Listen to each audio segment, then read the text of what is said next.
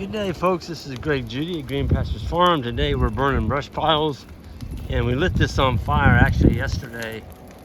It was about, I don't know, 8 times this size, and it burned most of the wood, but it left a lot of the root wads.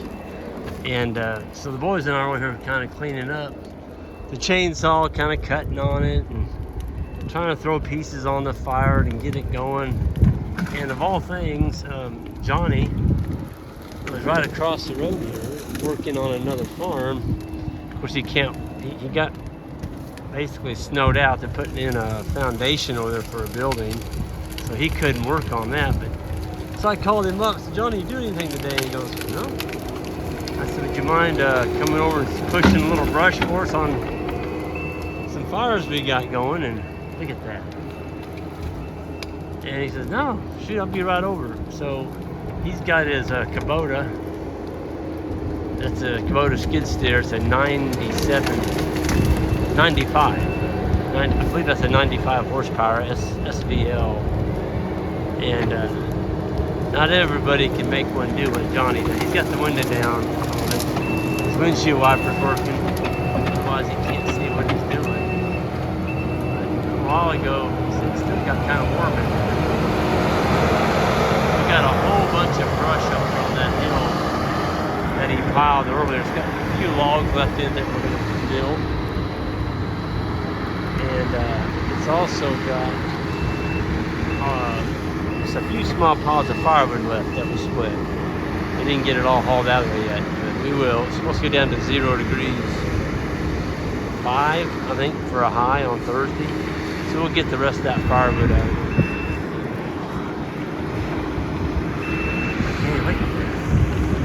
This thing was all but out, and he came in here and started working these stumps in.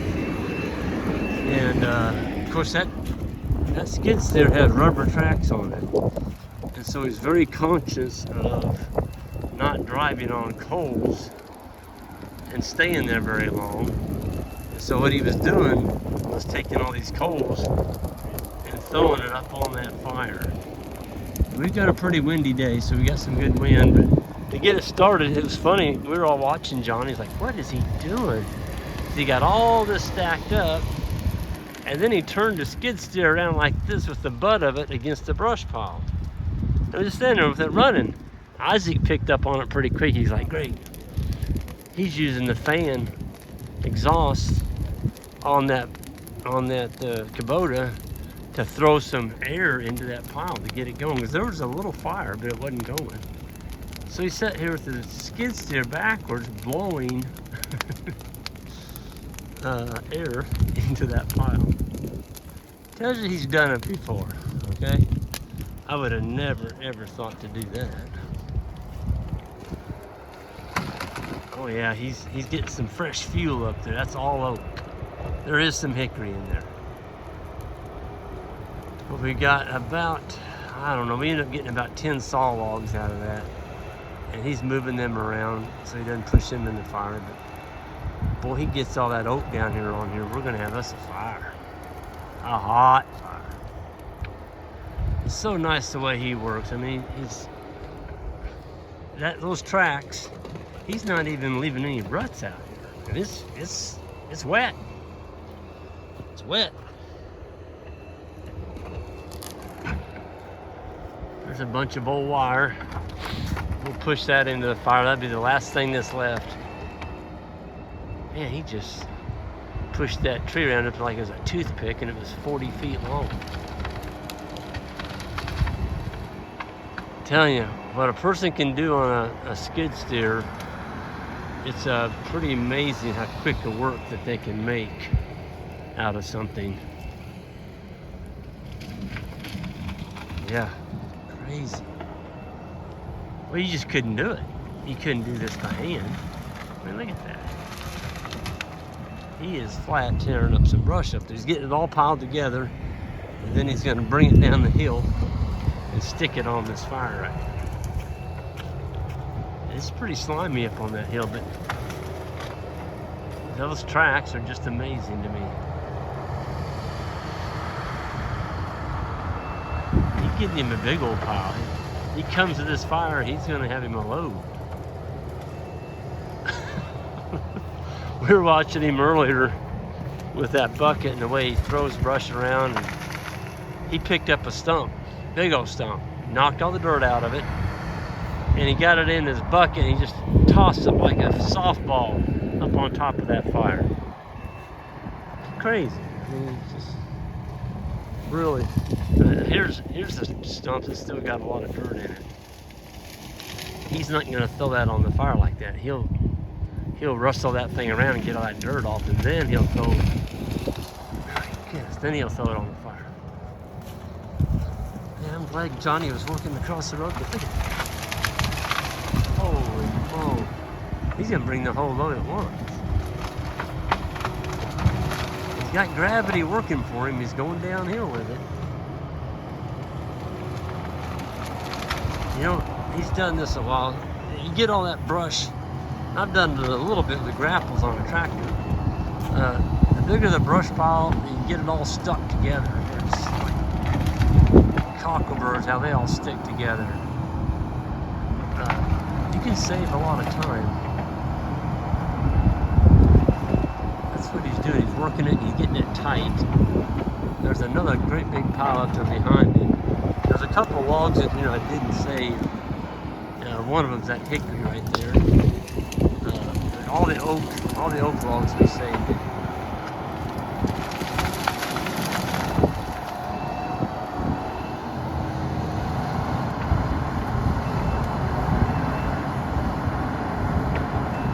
That's amazing. We've got 2 more fires. He got on the first fire and it got hot enough we had to get out of there. We're letting it burn down. And when it burns down, then we can go down there and Johnny, not we, Johnny will throw some more brush on it. But it was hot enough that once he went in, I was concerned. I'm like, man, don't. He had the flames pretty close to him, but you know, he's in and out, he's in and out, he's in and out, and so he doesn't stay close to the flames very long.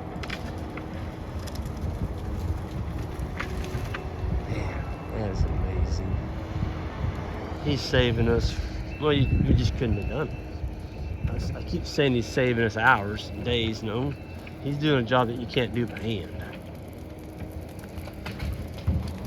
And all this gets done burning, there's going to be a little pile of dirt here, or a smaller pile, I'll put it that way. And we can have him come here and smooth all this down.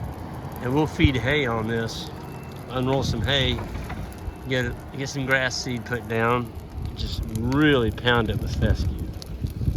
Fescue's a really good, dense grass sod. We'll get the fescue going in here, put the hay over it, feed some cows on here, and we'll get it going. We'll get her going. Here's where I buried the Dodge yesterday. I didn't bury it, I came close. So yesterday this was all covered in snow. And we had that fire going, worried about the sparks, and I drove, believe it or not, I drove right out in there. That was all snow. And Johnny told me this morning, he said, well, Greg, that's where I buried all that. Dug a big old hole there, and they had a bunch of crap here. People lived there, I don't think they threw anything away, they just threw it out behind the house. Anyway, we buried it right there. And I drove right on top of that pile. It's lucky it didn't suck the whole truck in there. I was able to back out of it.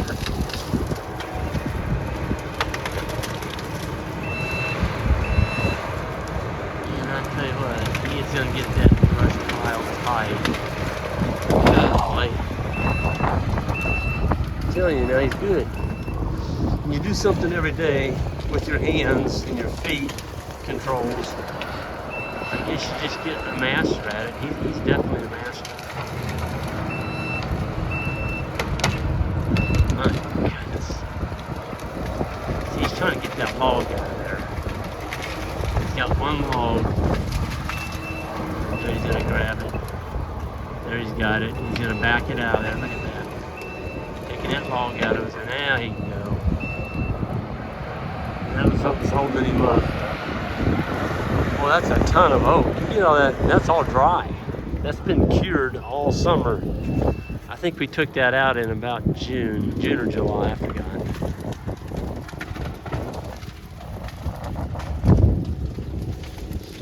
Pretty good fire. The boys were standing there watching Johnny. They were getting a little bit chilled, and they're down there getting warm again, feeding that fire. Look at that. Picked up a whole tree and threw it over there. Man, to be 20, 25 years old again. Wow. Boys are unbelievable. I can remember when I was 20, I was invincible. I could do anything, or I thought I could. Man, that's a good fire. He gets that oak in here. Ooh, it feels good. It's cold out here. I know you guys from Minnesota. I don't know what cold is, but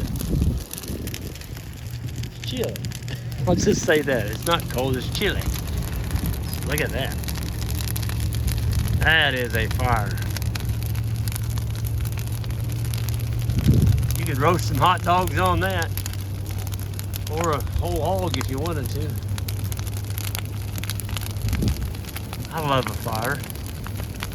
I love looking at them. I don't know, something about our ancestors. We grew up, in caveman days or whatever, staring at a fire. That's what kept you warm. Kept the predator from eating you. Oh, he's already got it up here. He's pushing it up on the other side. I just saw it come up. Oh my gosh. Oh, my goodness. That whole pile is already on the darn fire. Unbelievable. Look at that. That is nuts. You gotta get it all. Whoa. Holy moly. That's how you build a fire, boys and girls.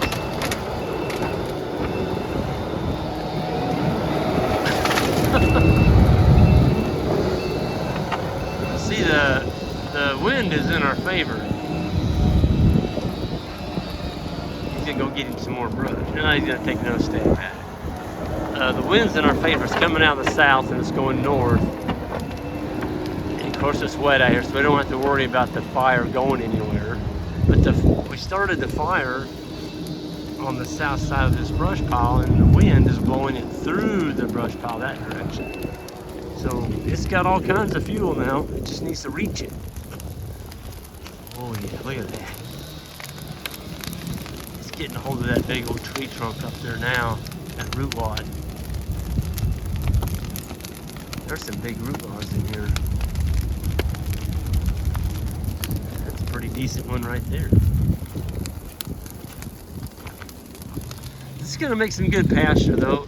This is just a junk holler. I mean, it was awful. And we cleaned it up. I'm gonna plant some pine trees out there along the road. We'll put cages around them. Of course, the pond, we're gonna put a rock skirt on that for a water source, so we can water livestock out of it, and we'll get the rest of this fenced. It's gonna make a nice little place. Wasn't anything. We couldn't graze this. It didn't have any fence on it. There wasn't anything. I didn't want to bring animals in here because of all the junk. I was afraid they'd swallow, chew on some and swallow some of it. And I just wanted to get it all out of here. So that's what we've been doing. We lease a farm and try and make it better. And that's the thing about leasing, folks. If people give you a decent lease, in other words, they don't charge you 5 arms and a leg for the lease, you can afford to do some of this, and not break the bank doing it. It's one of our secrets. This is how we keep leases, and we make them better. But you've got to get the lease economical enough to where you can afford to do some of this. Somebody's going to charge you, $200 an acre a year for land to run livestock on. You can't do that. You just can't. The economics aren't there. But if you can get the land, down the line for like $10, $15, $20 an acre, then you can do some things with it. Man, look at that fire. Well, I'm gonna go ahead and get off of here and enjoy the fire on a cool, not a cold day, a cool day. You folks up north. And we'll see you down the road next time. Hit that subscribe button on the way out. And I also wanted to give a plug for the grading schools. The beginning grading school is almost full. And the advanced school, there's still some spots left on it. This is probably going to be filled up within the next 2 weeks, would be my guess. And also, I want to give a plug. We're going to be having some heifers. These are not out of our herd. They're not what we call South Pole, but they do have 3 of the breeds that make up the South Pole. They're going to be a Red Angus, a Hereford, and Cinepole. I'm sorry, Red Angus, Hereford, and Barzona. There is not, the breed Cinepole is not in them. But these are going to be some really nice grass genetic heifers. They're going to mature out around that 1,000, 1,100 pound range. No antibiotics, no grain, broke to hot wire, and just a good set of weaned heifers. And anyway, I'm going to be doing a video on them. I just want to give you an early plug on that. People are starting to ask about females, and that's going to be coming down the pike too. Everyone have a good one, and we'll see you next time, and everyone have a great day.